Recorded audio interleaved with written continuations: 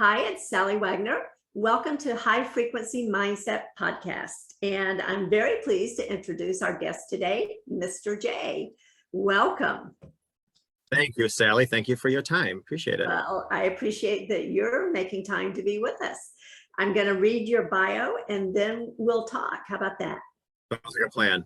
Fabulous. Mr. J is a betrayal trauma practitioner and intrapersonal relationship coach. He holds a master's degree in education, is ministry-credentialed, a certified special education teacher, and author of a children's book, I Am Loved Right Where I Am, a veteran of the United States military, an inspirational public speaker, adoptive parent, and much more. But his childhood was anything but success. After years of drugs, alcohol, and years in special ed, Mr. J quit school in 6th grade, ultimately living on the streets, falling victim to abuse after abuse. After the second gun to his temple, Mr. J vowed to fix himself so he could help fix others. Determined, Mr. J put himself through school researching self-help books, therapy, psychology, and spirituality. Mr. J learned and stands by his motto, the relationship you have with yourself sets the tone for all other relationships around you. And says relationships can break you, but even broken crayons can create beautiful masterpieces. I absolutely love that story and the quotes. Thank you again so much for being here. Thank you. Yeah, the relationship we have with ourselves sets the tone and standard for relationships around us, because I tell people all the time, the people that break our boundaries the most is ourselves. Yeah. I don't know where you want to take this conversation, but if you don't mind, I want to tell you something quickly. I was just on a coaching call not too long ago, and this lady, she's in the dating pool, and she said, why did this guy at the end of the night, it wasn't like a rape situation, but he forced himself to kiss her constantly. And so, but during the conversation, I found out that when she talks to guys to bring them to dinner, she often meets them at the restaurant. She has a rule, a boundary, that no guys are ever to pick her up at her house. They have to meet her at the restaurant. Well, come to find out, she said, well, this guy was traveling so far and I just felt so bad. I just said, you know what, you can meet me at my house and take me out. And I said, okay, well, you blurred your own boundary. Yeah. And we teach people how to treat us. Yeah. So if you're not going to respect your own boundary, you can't expect others to respect your boundaries. Yeah. I think, and I love that. I say that a lot. We do teach people how to treat us. And most importantly, we teach ourselves how to treat ourselves. Absolutely. Because you're right. It starts with how we treat ourselves. Wow. Yeah, I mean, that's a real life example of how it works, right? Absolutely. And so, and then it starts the vicious cycle of, why didn't I, self-blame, self-criticism, that negative self-dialogue. Why didn't I stick to my boundaries? Why am I this weak? Yeah. Why this, yeah. It goes on to that long story. Yeah. And then you're right. We get into that vicious cycle of blaming ourselves, feeling guilty, feeling shame, feeling all of those things that just drag us down even more into that swamp of low energy, low frequency emotion. Yeah. I'll tell you something. I understand that holding to boundaries sometimes is a little uncomfortable. I get that. But, you have to be uncomfortable sometimes to be comfortable. Yeah. I'm sure she would have much rather, now looking back, made the uncomfortable decision to say, no, we're still going to make, because now she was dealt with the uncomfortable position that she was in. Not to say that it was her fault by any means, what happened whatsoever, but she did teach somebody, hey, listen, my boundaries are negotiable. Yeah, exactly. And I guess this is a question and a statement. The statement is, and then I would like your response to it. I think that all stems from our feelings of worthiness or lack of worthiness. And I think ultimately when we blur those boundaries, it's because of that. Absolutely. And this is why I always say the best gift you can give yourself and everybody around you is to continually get to know who you are, because we're ever changing people. I mean, I often say we're not human beings, we're human evolvements. You're not the same person today that you were 5 years ago. You're not going to be the same person 5 years from now than you are today. It Right. would be nice if you got to know who you were so you could offer that gift to other people. I'm a wedding officiant, and so many times I'm in front of two young couples that are exchanging I do's, and they have no clue who the I am is. Yeah. Yeah. So, it's really a gift to give yourself and others to get to know who you are. In this day in social media, everybody's so caught up in trying to impress the Joneses, they don't spend time getting to know who they are. Yeah. And I think, society certainly it feeds that facade. You want to have that successful facade, whatever that means, right? Be a certain way, look a certain way, wear certain clothes, etc. And yet we don't address what really is happening on the inside. Yeah, you got to ask yourself, what's important? Do I have, external validation? Is that my success? Or knowing who I am, is that more successful? Yeah. Yeah, as you were saying those things, I had a quote from Dr. Seuss. I'm not going to say it correctly, but the gist is, there's no one alive who is youer than you. Yeah. And that's the challenge, right? To figure out who you are and then be you, right? Yeah, I mean, what is there? 7 billion people on the face of the earth. There's only one you. Yeah. And I tell, when I go around to like schools, I end some of my speeches, depending on where I am and what grade, I say, guys, and it's very true. I believe every word of this. You are a gift. Everybody is a gift. The day you come into this world is a present. You just have to unwrap that gift and show the world who you are, because everybody has gifts to give. Find out who you are, discover who you are, and give the world that gift. So we're all, everybody's taken. You got to be your own self. Yeah, absolutely.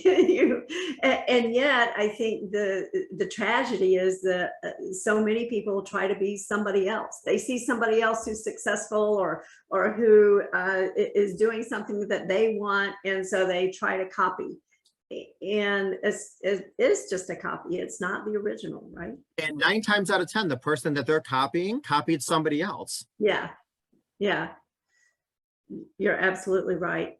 So what are some techniques that you could share to help people discover that, or at least begin that self-discovery?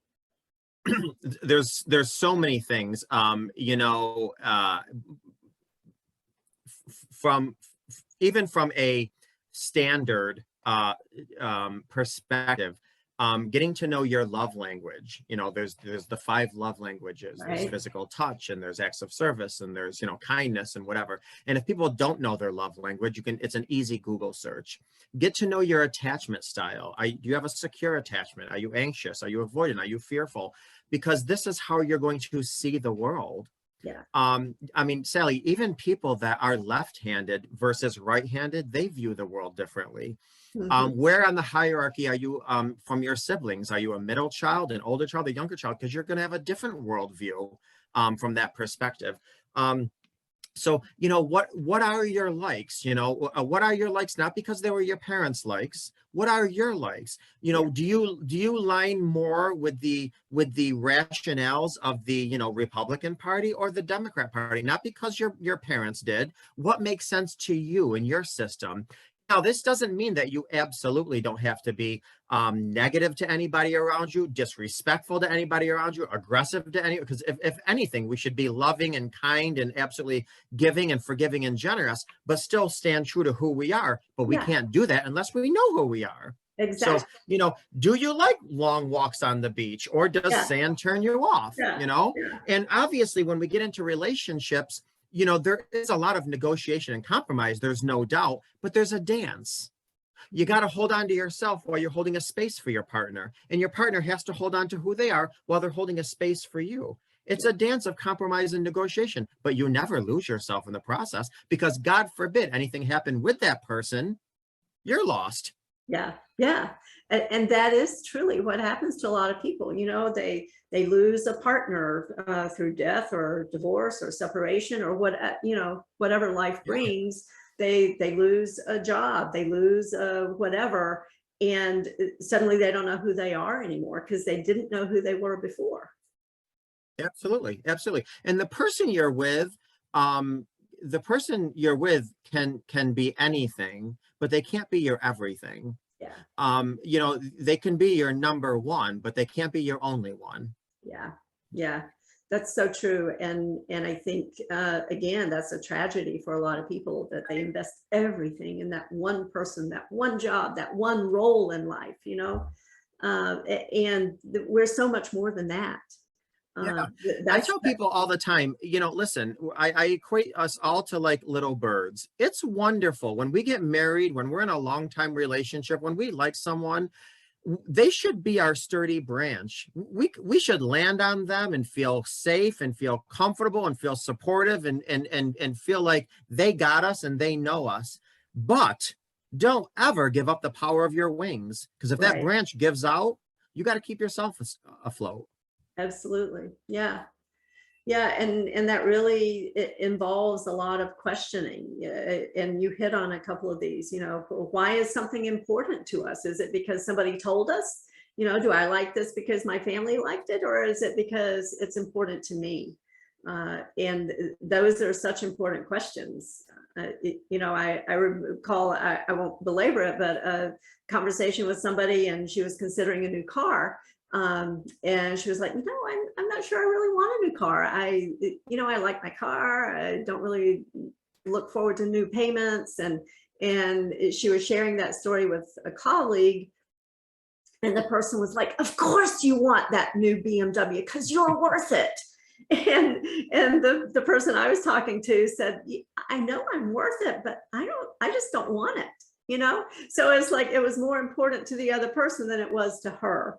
And so those are the kinds of questions we should ask ourselves. Why am I doing this? Is it really my opinion? Is it really because it's me? Or is it something that I got told Yeah, from somebody which else? is why it's so important to stand firm in who we are, Yeah, because so many people, unfortunately, they're like a leaf in the ocean. The wind blows east, the yeah, leaf turns. The wind blows west, and you know they go west. You right. know, especially in this day and age, Sally, where we are pulled very thin in every direction. I Yeah, mean, I get up in the morning and my boss wants more out of me. When I yeah, come home at night, my spouse wants more out of me. yeah, Before I go to every second of the day, my kids want yeah, more out of me. On yeah, Sunday, my pastor wants more out of me. So it's like I am stretched so thin. If you volunteer, they want more out of you. It's very easy to get lost in it who you is. are. So Yes. this is why I say in every area, self-care is not vanity, it's sanity. You gotta take some time out for yourself, even if that means once in a while at the expense of something else. There's times, I mean, I am a very devoted family man, but there's times where I tell my kids, Papa's gonna go spend 10 minutes in my room. I don't care if it's I gotta Yeah, meditate, yeah, pray, yeah, journal, yeah, watch something funny. I just need me time, because I always say, you know, whatever, everything in your cup is yours. Whatever mhm, is overflowing out of your cup is for everyone else. You can't pour from an empty cup. yeah, So you're not doing anybody a service if you don't fill your cup. The Titanic didn't save anybody when it got filled with right. water. Yeah, So we can be as yeah, strong and sturdy as the Titanic, but if we let all this trauma and drama from the outside get into us like the Titanic did, we're going to flounder. yeah. And you make an excellent point. You know, the overflow belongs to others. So we want to be careful what we fill it with, because that's going to determine what overflows, right? 100%, which is why I say we teach people all the time how to treat us, you know, and the Yeah. relationship we have with ourselves sets the tone and standard, you know, for all Mhm. others. And this includes, unfortunately, family. You know, I am extremely pro family, extremely. I would love it if we lived in a world where all siblings got along and all parents and children got along and all cousins. I would love that world, but that's just not the world we live in. So, Yes. you know, so many times, and I know this is a tough subject because we just celebrated Mother's Day, But if your mother is abusive or toxic, or she blurs lines all the time, she doesn't respect your boundaries, you have the right, not only the right, the obligation to love her from a distance, Yeah. or anybody for that matter. Keep in mind, blood may be thicker than water, but water doesn't stain. Right. Good point. And that's so true. You know, many times we stay in those kinds of relationships because we think we should. We've been told we should, you know, and they're not good for any of us. No, no. And it's our responsibility to guard our mind, body, and soul, you know. And I just, you know, just to make sure anybody listening, I'm not saying cut ties with any family members. I'm just saying oftentimes you have to modify your Sure. relationship with them. So Yeah. whatever that means for, you know, for the listener. Yeah. You don't have to, you know, necessarily cut them out of your life, but sometimes you have to modify and put up some boundaries. Absolutely. And then, you know, as parents, you also think about, well, how is this relationship going to impact my kids, you know, and 100%. generations beyond them, because it does impact, right? We're all influenced by that long line of ancestors behind us. Yeah. And if we're not the ones at this fulcrum of time to make the healthy changes, then we're just perpetuating whatever happened. Yeah. And, you know, speaking from a parent's perspective, and I do have children, uh, your number one obligation as a parent is to keep your child safe. Yeah. And so if that means that you need to teach them correct boundaries, that is your job as a parent, to teach them correct boundaries, even if that means making tough decisions. And oftentimes when it comes to our extended family, those are some pretty tough decisions. Yeah, it is. It's very true. And goes back to self-knowledge, you know, strength in who I am. If I'm not clear on who I am, then I'm going to have a really hard time doing that. Yeah. Yeah. Yeah. And in, like I said, in this day and age with social media, everybody wants to keep up with the Joneses, or, you know, I want my eyebrows like Kim Kardashian or whatever. I don't know what I'm talking about. I'm just saying, Yeah. I've heard, you know, or what have you. And 9 times out of 10, they're, you know, emulating somebody else. Yeah. So, you know, unfortunately, I think, especially, you know, I'm glad we're getting out of COVID, but COVID that kept everybody home for so long, we became so isolated that social media has really been such a go-to.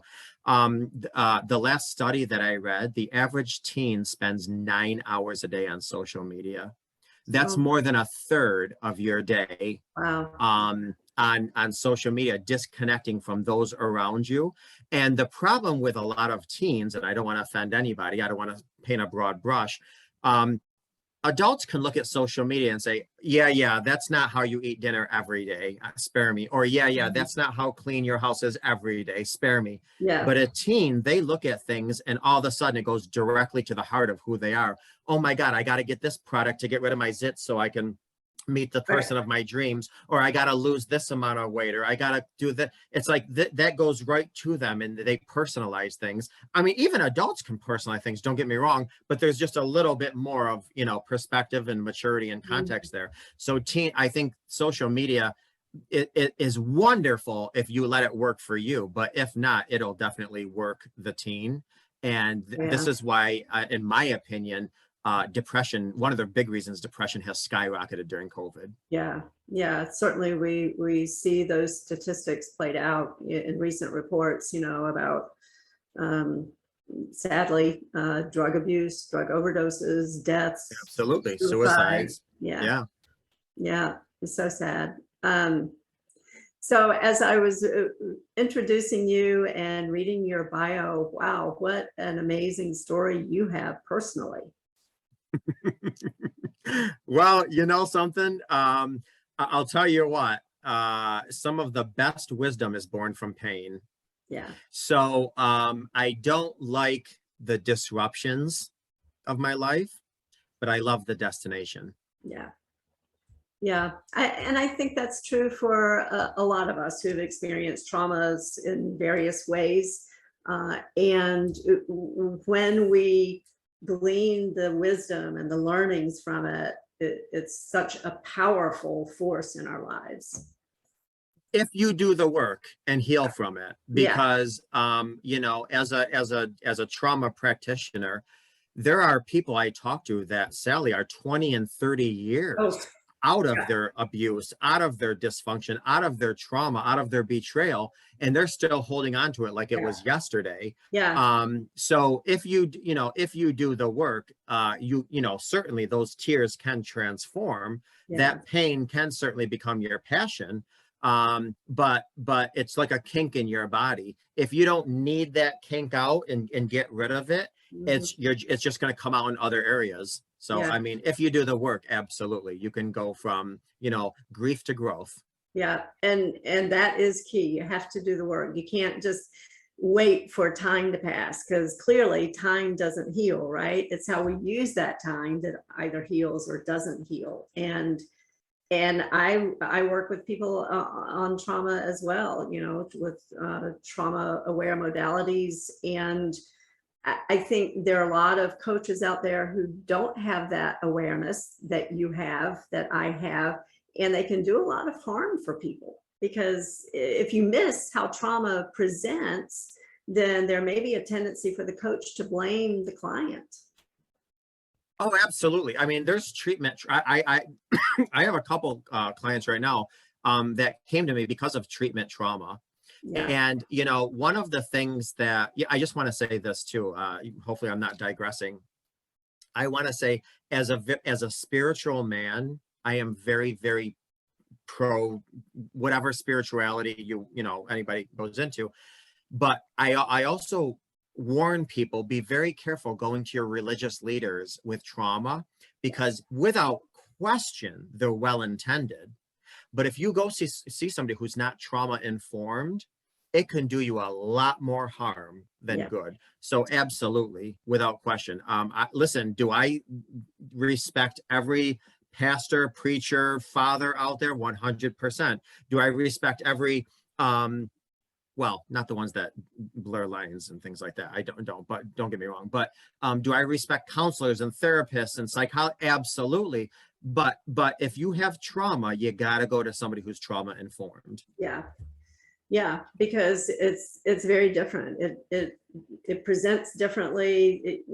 People respond, react differently to certain. Even on a fundamental level, like, if you're talking to, let's just say I'm talking to, somebody who had a miscarriage, right? Mhm. I can nod my head, and I can understand and sympathize and maybe shed a tear or two and, all this other stuff. But if that person's talking to somebody else who had a miscarriage, that conversation's on a completely different energy level. Yeah. So I'm not going to say that somebody should have endured trauma to be a good coach or practitioner. I will never say that. But Right. I will say there's no substitute for experience. Yeah, absolutely. And I think it's important to understand that when people still have unresolved trauma, they're really not able to look forward. They're trapped in the past, and everything is seen through the rear view mirror, right? And so, we wonder why, you're not able to be successful in your business or your career or your relationship or whatever. It affects in so many different ways, right? And that's why, because how can you have forward-looking goals when you're constantly living backward? Yeah. I was just actually given a class, and I titled the class, "Do You Drive Looking in Your Rearview Window?" And the purpose of our rear view mirror is to see what we passed, what's behind us, B, Yeah. make sure what's behind us is not going to catch up and hit into us or whatever. So what's in front of us is far more important than what's behind us. Not to mention the windshield is 100 times bigger for a reason than your rear view mirror. But understandably, we all get into what's called trauma drive, and it's what drives us is our trauma. I mean, this, like, after trauma, people now live their life in a constant state of hypervigilance. Yes. You look at things differently, you question things differently. And I'm not saying all that is bad, but you do have to learn how to tame and temper it. Because if you don't get a grasp and know how to use the tools and tips and techniques to be on top of it, your trauma will be on top of you and you as you. So you got to be proactive. It does take a lot of work. And I'll repeat what I said before. Trauma work is not easy. It's not fun, but sometimes you got to get uncomfortable so you can live comfortably. Yes, that's so true. I think there's a lot in mainstream society that tells us not to do that. I recall my first husband passed away 18 years ago this year, and in the aftermath of that, people were all so well-meaning, they thought, and yet they said some very hurtful things, like, oh, you're still sad? Well, yeah, it's 2 weeks later and I'm still sad. Yeah, sorry. Or, oh, wow, you're so lucky your husband died. My husband left me. At least your husband's never coming back. And I'm like, how is that helpful? And so people are giving comfort, they think, but they're comforting out of their own trauma. And so it's not helpful. Yeah, sometimes you just have to try to meet people where they are and just look at their intention. People say the most ridiculous things, but if you can tell yourself they didn't have bad intention, that helps a lot. I mean, Marie Osmond, I don't know if you're familiar with Marie Osmond. She was a part of okay. When she lost, I think it was her 7th or 8th child. She has like 7 or 8 children. One of them she lost to suicide. I recall, And one of the things she said was, people would come up to her and say, well, at least you have 6 other kids. And she said, I understand that was their way of trying to get me to focus on something positive, but that wasn't really helpful. So that, that's the thing is you have to look at sometimes people's intentions rather than their behavior.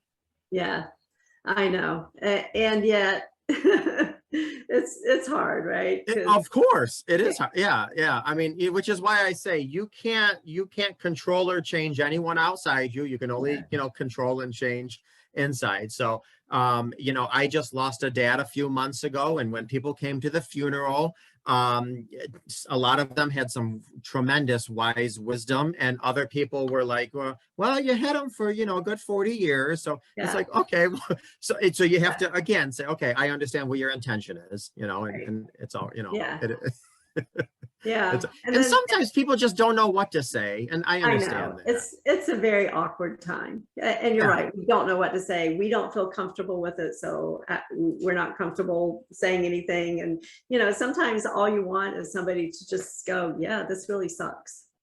And then other times you don't want somebody to say anything at all. Yeah, you just want them to hold your hand, look at you in the eye, and let their soul say, "I get it," or "I'm sorry." Yeah. Absolutely. Yeah. Just sit there in the darkness with you. Yeah. Some of the best conversations sometimes are had in silence. Yeah. True. Very true. So a couple more questions. The first question is, so in my coaching, I use an acronym, MSG. It stands for Mindset, Skill Set, Get Off Your Asset. And it encapsulates a lot of very important principles. As you look at your life and your career, is there an overarching principle that you would point to that you believe has contributed to your success? Well, I'm going to tell you something, Sally. Like I was saying before, there's no substitute for experience. And I think if you look at a lot of studies, sometimes studies take 5, 10, 20 years. Mm-hmm. And then out of that study comes a good result. And we don't learn from the study. We learn from the results of the study. Yeah. So what I want to do is I want to take all of the suffering, all of the lessons of the suffering that I gave myself, and help prevent other people from giving themselves the same suffering they give themselves after the pain that others gave them. Yeah. Because people give us pain, but we give ourselves suffering. Yes. And if I can help somebody prevent themselves from that long, unnecessary journey of suffering, that's what I want to use. And I think that's why I'm relatively successful, because I can't tell you how many times I'm talking to a client and they'll say, Coach Jay, man, I really feel like you get me. And if nothing else, listen, I got degrees up the yang. I can spout out with all my degrees. Who gives a crap? Yeah. Can you relate to somebody? Sometimes that's all people need is, do I feel heard in your presence? Do I feel valued and validated in your presence? Sometimes that's just enough to jumpstart the necessary healing that they need. I love that. And I really love how you differentiated between pain and suffering. And it reminded me of Jane McGonigal, her book, Super Better. And there's a line, again, I'm not going to say it exactly right, but she said, I was still in pain, but I was no longer suffering. And I think that's a worthy goal for us, right? Absolutely. To help people get to that point. Yeah, absolutely. Yeah. Absolutely. And we got to be careful. I know we're ending, but we got to be careful because I always say, Sally, we narrate and then we ruminate and then we marinate. Yeah. So we narrate some negative self-dialogue, and then after a while, we just ruminate on that. Then after we ruminate on a while, then we start getting comfortable, complacent, and we marinate in that thing. Once we marinate, we're changing the neural pathways in our mind, and that's going to take so much longer to heal and undo. So that's what I want to do, is stop the narration and its tracks before it gets to anything else. Interrupt it at that point, and then you can change everything. Yes. Fabulous insight. So how can people get in touch with you? Easy website, mrjrelationshipcoach.com. Simple as that. But I say that, listen, even if people never want to talk to me for whatever reason, wonderful. Please just come and look at the many free resources that I have on my website. I have articles. I have a YouTube channel where every single day I upload a tip or a technique on trauma or dating or whatever. I call them my daily doses of vitamin J. So even if you don't come to my website, one more time, shameless plug, mrjrelationshipcoach.com. If nothing else, just take advantage of my many free resources. I love that. So everybody, make sure you check the show notes. That will be there with a link to get to the website, and absolutely take advantage of all of those fabulous free resources that are being offered. Thank you, Sally. Again, I appreciate you giving me this opportunity. Absolutely. Thank you so much for being here. And thank you, everybody, for joining us today. Make sure you tune in next time for High Frequency Mindset Podcast.